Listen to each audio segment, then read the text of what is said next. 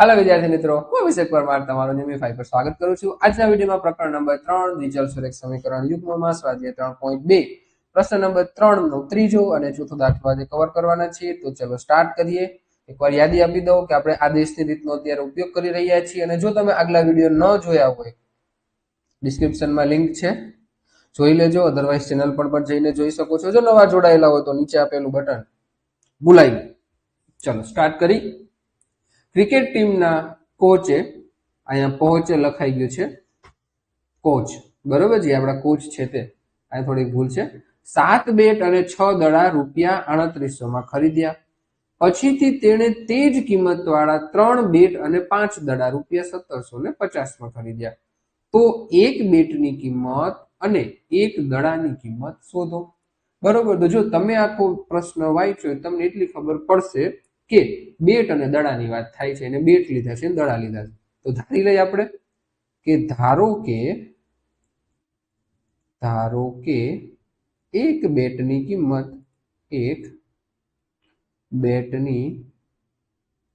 કિંમત બરાબર x રૂપિયા અને એક દડાની કિંમત બરાબર y રૂપિયા। આટલું ક્લિયર બધાને? ચલો હવે પ્રથમ વિધાન પરથી પ્રથમ વિધાન એટલે જો પહેલી વાર એને શું લીધું 7 બેટ અને 6 દડા। બેટ માટે આપણે શું ધાર્યું છે x, તો અહીંયા લખી 7x, 6 દડા એટલે +6y કેટલા રૂપિયામાં લીધા તો કે ભાઈ 3800 માં। તો આ 3800 આ મારું સમીકરણ નંબર 1। આટલું ક્લિયર છે?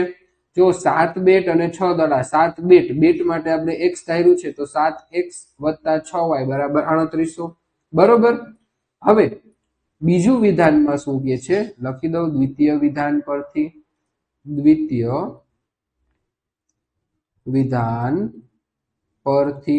દ્વિતીય વિધાનમાં શું કીધું છે? પછીથી તેણે તે જ કિંમતવાળા, એટલે આપણે કોઈ પણ પ્રકારનું ધાર્યું છે એમાં ચેન્જ કરવાનું નથી। 3 બેટ અને 5 દડા, 3 બેટ માટે x એટલે 3x વત્તા કેટલા દડા 5 દડા તો 5y કેટલા રૂપિયામાં લીધા તો કે ભાઈ 1750 રૂપિયામાં। તો આ મને મળી ગયું સમીકરણ નંબર 2। આટલું ક્લિયર બધાને? ડન। આગળ વધી ઓકે।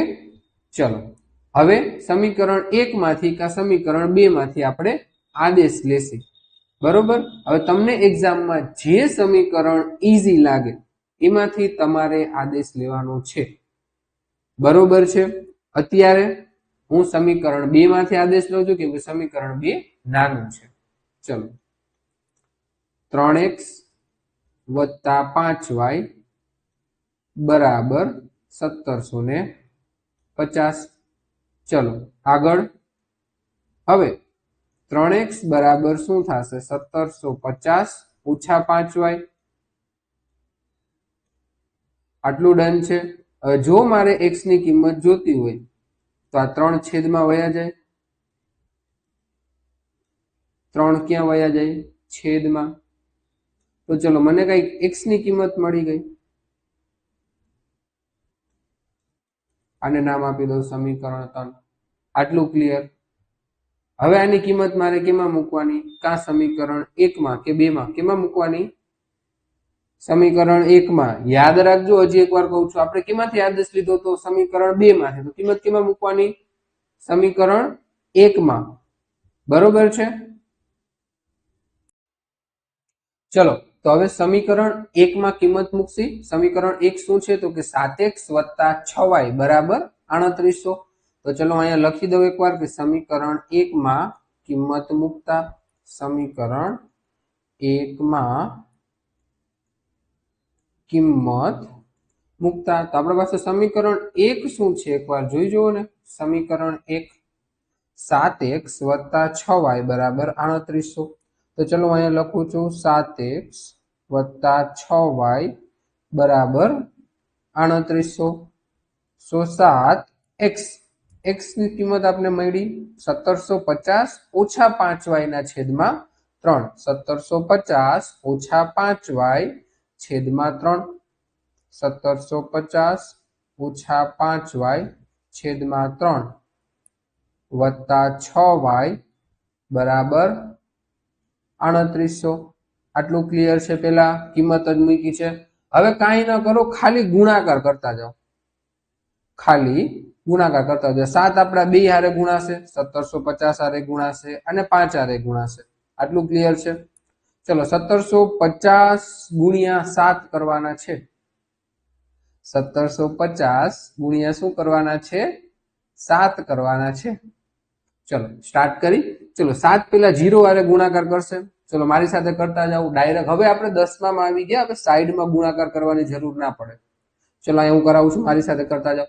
પેલા આપણે પાછળથી શરૂઆત કરશી ઈ ડન છે 7 ગુણ્યા 0 એટલે 0 7 50 35 તો 35 નો શું આવશે 5 વધી ચડી 3 સત્યુ સત્યુ 49 49 ને 3 50 51 52 તો 52 નો બગડો વધી 5 7 એકુ 7 અને 7 ને 5 12 તો શું આવ્યું 12250 ઓછા 7 50 35 y છેદમાં 3 વત્તા 6y બરાબર 3800 બરોબર છે હવે આ 3 શું કરશે આ બે સાથે ગુણાઈ જશે ચલો 12250 ઓછા 35y આપણે કીધું હતું ને કે આ 3 ગુણતો જશે ને હાઈલો જશે આવું શીખાતા આપણે તો 6 તેરી ને 18y બરાબર ગુણાકાર કરવાનો છે 0 0 3 અઠા 24 24 નો ચોગડો વધી ચડી 2 3 તેરી 9 9 ને 2 11 તો 11400 બરોબર છે ચલો હવે 12250 હવે જો 35y વત્તા અને 18y ઓછા સોરી 35y ઓછા 18y વત્તા તો વત્તે ઓછે ઓછા તો બાદબાકી કરવાની 35 માંથી 18 જશે તો 17 વધશે અને મોટાની નિશાની -17y બરાબર 11400 12250 આમ સાઈડ વધતા જાય આમ સાઈડ જશે તો કેવા થઈ જશે ઓછા તો ઓછા 17y બરાબર 11400 આ વધતા જ આમ સાઈડ આવશે તો ઓછા 12250 આટલું ક્લિયર છે ડન ચલો અહીંયા ઉપર લખી દઉં છું તો આવું કંઈક થશે જુઓ ને -17y બરાબર ચલો હવે શું કરવાનું છે બાદબાકી બરોબર ને 11400 અને 12250 આવી રીતે તમે લખો છો ને જો 12250 અને પછી તમે શું લખશો 11400 હવે દર વખતે આમ લખવાની જરૂર નથી ડાયરેક્ટ બાદબાકી કરો જો આપણી આ 12250 વાળી મોટી રકમ છે તો 0 માંથી 0 જશે તો કે ભાઈ 0 5 માંથી 0 જશે તો કે ભાઈ 5 2 માંથી 4 જશે તો કે નહીં તો 2 ઉપર 12 અને 12 માંથી 4 જાય તો 8 અને 2 ઉપર 1 અને 1 માંથી 1 જાય તો 0 એટલે આ 0 આવી જશે અને મોટા કોણ છે 12250 માઈનસ તો આ પણ કેવા થઈ જશે માઈનસ બરોબર બાદબાકી કરી નાખી હવે જો બે માઈનસ છે તો માઈનસ ની નિશાની તો ઉડી જશે તો 17y બરાબર 850 તો y બરાબર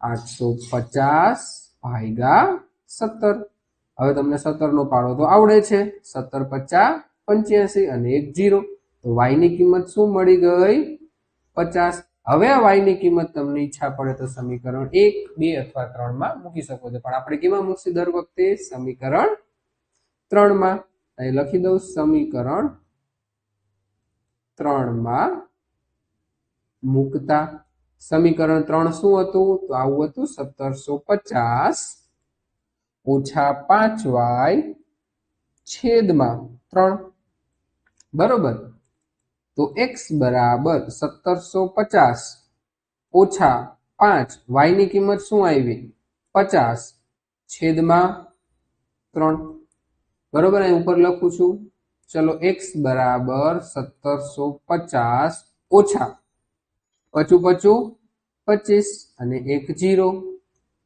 છેદમાં 3. તો ચલો 1750 માંથી 250 વયા જાય તો 1500 રૂપિયા વધશે. ભાગ્યા અને 1500 ના 3 ભાગ પાડી નાખો. સિમ્પલ. 500 500 બરોબર ને, 3 ભાગ પડી જશે. તો ચલો x 500 મળી ગયા અને y 50 મળી ગયા. બરોબર. તો આપણે છેલ્લે લખવાનું થશે ને કે ભાઈ આમ x તમે શું ધાર્યું હતું? તો બેટની કિંમત x રૂપિયા હતી. બરોબર. હું અહીંયા લખું છું, પાછળ જગા નથી, અહીંયા લખું છું, તમે છેલ્લે લખી નાખજો. આમ જ મિનિટ, અહીંયા લખું છું. આમ એક બેટની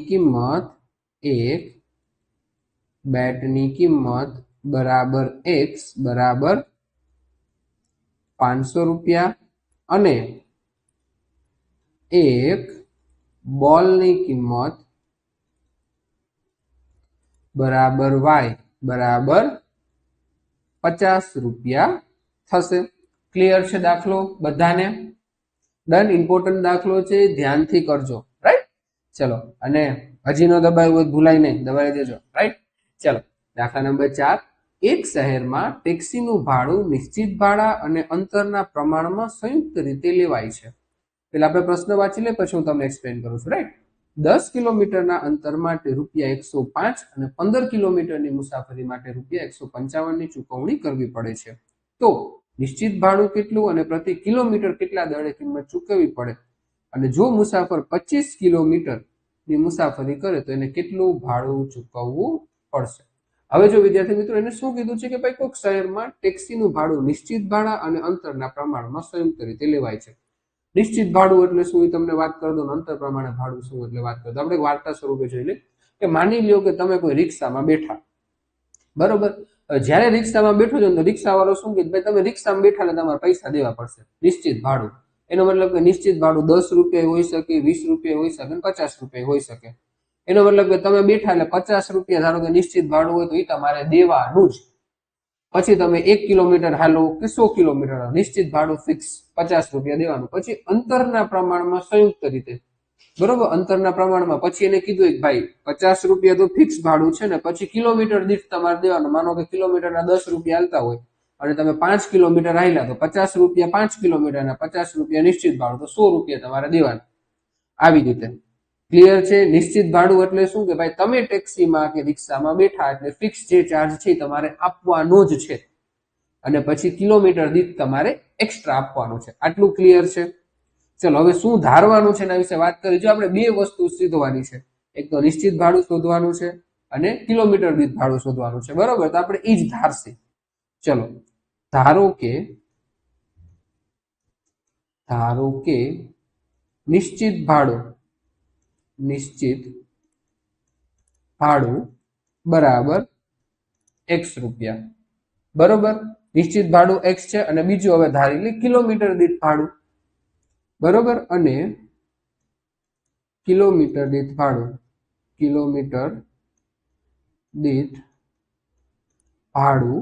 બરાબર y રૂપિયા.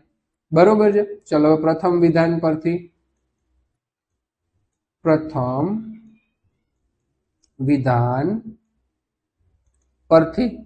હવે પ્રથમ વિધાન પરથી શું? જો પેલી લાઈનમાં આપણે શું કીધું હતું કે ભાઈ કેટલા કિલોમીટર? 10 કિલોમીટરના અંતર માટે રૂપિયા 105. બરોબર. 10 કિલોમીટર આપણે પહેલી વાર ટેક્સીમાં બેઠા તો 105 રૂપિયા આપણે ચૂકવ્યા હતા. તો હવે જો જ્યારે ટેક્સીમાં બેઠા ત્યારે નિશ્ચિત ભાડું દેવાનું, જે આપણે x ધાર્યું છે. આટલું ક્લિયર છે? મેં x લખ્યો છે એ વત્તા કિલોમીટર દીઠ ભાડું. જો કેટલા કિલોમીટર આપણે પહેલી વારમાં ચાલી છે? 10 કિલોમીટર. તો કિલોમીટરના જેટલા રૂપિયા હશે એને ગુણ્યા મારે 10 દેવાના ને, એટલે 10y. જો આપણે ધાર્યું ને કિલોમીટર દીઠ ભાડું કેટલું છે? y રૂપિયા. પછી જે કંઈ પણ ભાડું ડિસાઈડ થયું હોય, બરોબર, જે કંઈ પણ ભાડું છે આપણે તો શોધવાનું છે ને. માની લો કે 10 કિલોમીટર હું હાલું તો 10 ગુણ્યા જે થાય મારે આપવાના. 15 કિલોમીટર હાલું તો 15 ગુણ્યા જે થાય આપવાના. બરોબર છે. અને કેટલા રૂપિયા આપણે ચૂકવ્યા હતા? 105 રૂપિયા. તો આ મારું સમીકરણ નંબર 1. આ ક્લિયર છે? ડન. ચલો, હવે દ્વિતીય વિધાન પરથી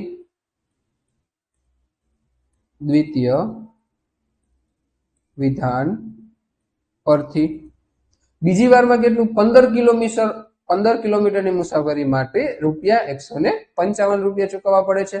તો જો આમાંય સેમ નિશ્ચિત ભાડું તો દેવાનું અને 15 કિલોમીટર માટે 15y ને કેટલા રૂપિયા થાય ₹155 આપણે ચૂકવ્યા હતા. આટલું ક્લિયર છે. સમીકરણ 1 અને સમીકરણ 2 બધાને ક્લિયર? બરોબર. આ દાખલો મોસ્ટ આઈએમપી છે. આ પુસ્તકાલય એ પૂછાવાના ચાન્સીસ સૌથી વધારે. પુસ્તકાલયનો દાખલો આગળ આવશે પણ આ દાખલો પણ એટલો જ ઇમ્પોર્ટન્ટ છે. બરોબર. ચલ, બે સમીકરણ મળી ગયા. હવે કોઈ પણ એકમાંથી આપણે આદેશ લઈ લે. કેમાંથી લેવું? એકમાંથી, બે માંથી? તમને ઈચ્છા પડે એમાંથી. બે માંથી લેવો છે? ચલો બે માંથી લે. સમીકરણ 2 માંથી આદેશ લેતા. બરોબર. તો ભાઈ x વત્તા 15y બરાબર 155. તો જો મારે x ની કિંમત જોતી હોય તો હું આવી રીતે લખીશ 155 વત્તા 15y આમ સાઈડ જશે તો ઓછા 15y. તો x ની કિંમત મને શું મળી? 155 ઓછા 15y. સમીકરણ નંબર 3. આની કિંમત કેમાં મૂકીશ? સમીકરણ 1 માં, કેમ કે મેં તો સમીકરણ 2 માંથી બનાવ્યું છે. તો લખી નાખી સમીકરણ 1 માં મૂકતા. સમીકરણ 1 માં મૂકતા સમીકરણ 1 અહીંયા લખી દઉં. x વત્તા 10y બરાબર 105. x ની કિંમત શું છે મારી પાસે? 155 ઓછા 15y બરાબર નહીં, આ 10y ભૂલવાના. આ તો x ની કિંમત છે. આ 10y બરાબર 105. બરોબર. જો આ x ની કિંમત આપણા પાસે 155 ઓછા 15y આવી હતી, મેં અહીંયા લખેલી છે, રાઈટ? ચલો હવે જો આ ઓછા 15y અને આ વત્તા 10y શું થઈ જશે? ઓછા 5y. બરોબર છે. ઓછે વત્તે તો કે ભાઈ ઓછા 15 માંથી 10 જાય તો 5, મોટા નિશાની -5y બરાબર 105. 155 આમ સાઈડ વત્તા છે, સામેની સાઈડ વયા જાય તો કેવા થઈ જાય? ઓછા. 105 ઓછા 155. ચલો અહીંયા ઉપર લખું છું ઓછા 5y બરાબર. ચલો 155 માંથી 105 કાઢવાના છે. કેટલા વધશે? 50. બરોબર. પણ કેવા 50? મોટા નિશાની -50. જો બે સાઈડ માઇનસ છે તો માઇનસ તો ગયા. તો y બરાબર શું થઈ જશે? 50/5. તો y ની કિંમત શું આવી ગઈ? 10. આ y ની કિંમત હવે આપણે કેમાં મૂકશી? સમીકરણ 3 માં. તો ચલો સમીકરણ 3 માં y ની કિંમત મૂકતા. બરોબર. તો સમીકરણ 3 જોઈ લઈએ. સમીકરણ 3 શું છે? x બરાબર 155 ઓછા 15y. તો કે ભાઈ x બરાબર 155 ઓછા 15y. ચલો તો ભાઈ x બરાબર 155 ઓછા 15. y ની કિંમત શું છે? જુઓ જરાક. y ની કિંમત 10. અહીંયા લખી નાખું છું 10. ચલો તો x બરાબર 155 ઓછા 15 દાન 150. આ તો બાદબાકી સાવ સહેલી આવી ગઈ. કેટલું આવશે? 5. હવે જો x તમે શું ધાર્યો તો? x શું છે? નિશ્ચિત ભાડું. નિશ્ચિત ભાડું આપણે કેટલું મળ્યું જુઓ ને? 5 રૂપિયા. તો આપણે આમ લખી દઈએ અહીંયા ઉપર કે આમ